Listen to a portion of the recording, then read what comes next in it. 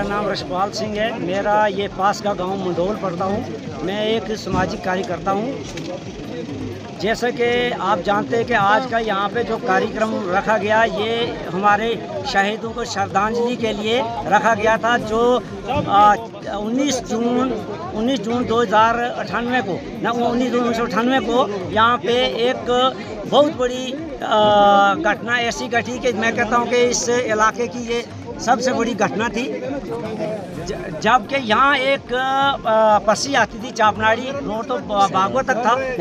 जैसे कि यहाँ के बारे में आपने कहा कि यहाँ पे हमारे जो शहीद हुए थे 25 लोग मौके पर ही यहाँ पे शहीद हुए थे, और एक की बाद में मृत्यु हुई थी डोडा में जाके। और यहाँ की जो दो बरातें थी, दो बरातें, एक बरात शादी करके आए थे और एक शादी करने के लिए यहाँ पे इकट्ठी हुई थी। दोनों बरातों को यहाँ जब इकट्ठा मिलन हुआ था, और यहाँ तक लोग यहाँ पीछे मालवा गांव से आकर यहाँ पे इकट्ठे हुए थे, और यहाँ उनको डेलिबरेटली नाम पूछकर लाइन में लगाया गया, और ये उनको गुमराह किया गया कि ये हम आर्मी के लोग हैं, हमने चेकिंग करनी है। और आगे से गाड़ी में बैठकर यहाँ हमारे गुज्जर बस्ती है, वहाँ पे आर्मी के लिबास में यहाँ आकर उन्होंने यहाँ पे चेकिंग की और नाम पूछकर लाइन पे लगाया, और धुएंधार फायरिंग करके सिर्फ तीन यहाँ पे दहशतगर्द आए, और उन्होंने यहाँ पे मौके पर ही 25 लोगों को ढेर कर दिया, और एक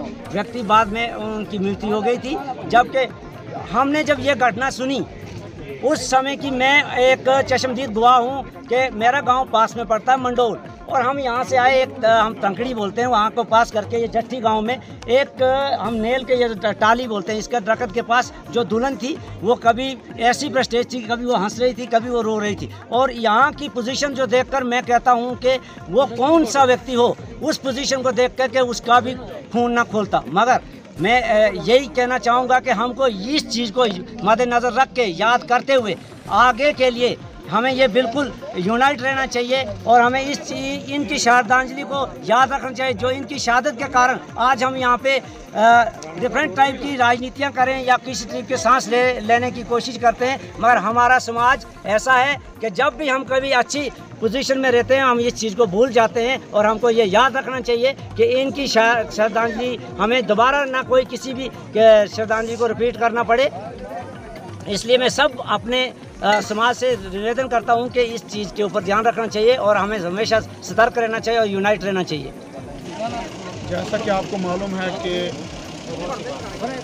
आज से 25 वर्ष पूर्व 19 जून को 1998 की वो दिन था, जिस दिन दो बरातें यहाँ पे हमारे बहुत ही गरीब लोग जो थे, उन लोगों की बरातें यहाँ पे थी, दो बरातें इकट्ठी हुई थी, और उन लोगों को कुछ आतंकवादियों द्वारा अलग अलग नाम पूछ के, अलग अलग लाइनें करके उनको मारा गया।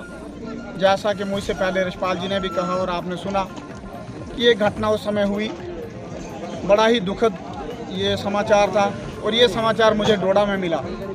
जैसे ये समाचार मुझे मिला, मैं सेना सहयोग में काम करता था संगठन की दृष्टि से, और उस समय सबसे पहले हमें तो मालूम नहीं था कि ये हुआ क्या है।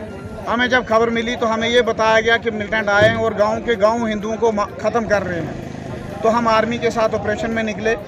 7 दिन के साथ कंटिन्यू में 7 दिन ऑपरेशन में कंटिन्यू रहा हूँ, बगैर खाए पिए हम कंटिन्यू रहे।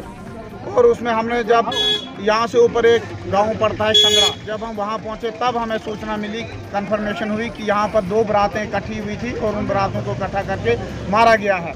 उसका निचोड़ जो था 26 हिंदुओं को निर्मम हत्या की गई थी।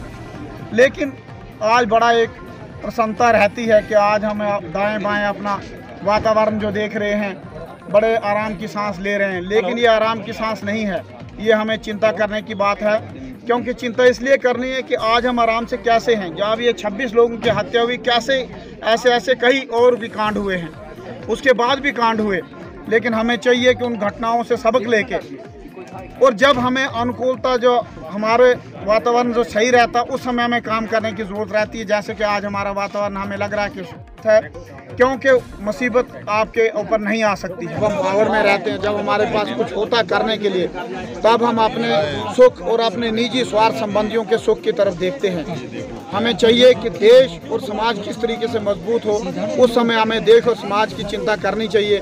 जब हम देश और समाज की चिंता करेंगे और आने वाले समय मुसीबत में देश और समाज आपकी चिंता करेगा। लेकिन जब हम पावर में रहते हैं तब हमें ये सब कुछ भूल जाता है, हम पावर के नशे में रहते हैं।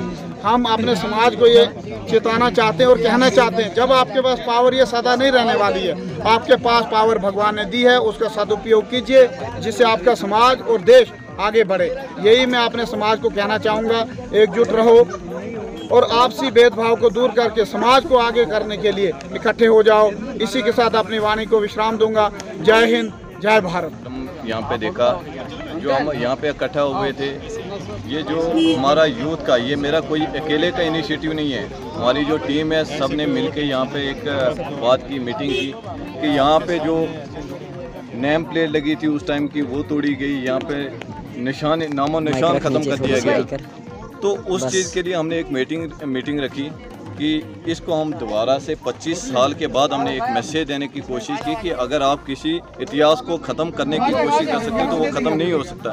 इसलिए हमने यहाँ पे वो भी परिवार यहाँ पे आए हुए थे और जो 26 लोगों की, हमारे लोगों की वो हत्या हुई थी, उनकी नेम प्लेट जो तोड़ी गई थी उसको दोबारा लगाया गया, यहाँ पे हवन रखा गया। और आने वाले टाइम में नेक्स्ट ईयर के बाद हम इस कार्यक्रम को बहुत अच्छे तरीके से करेंगे।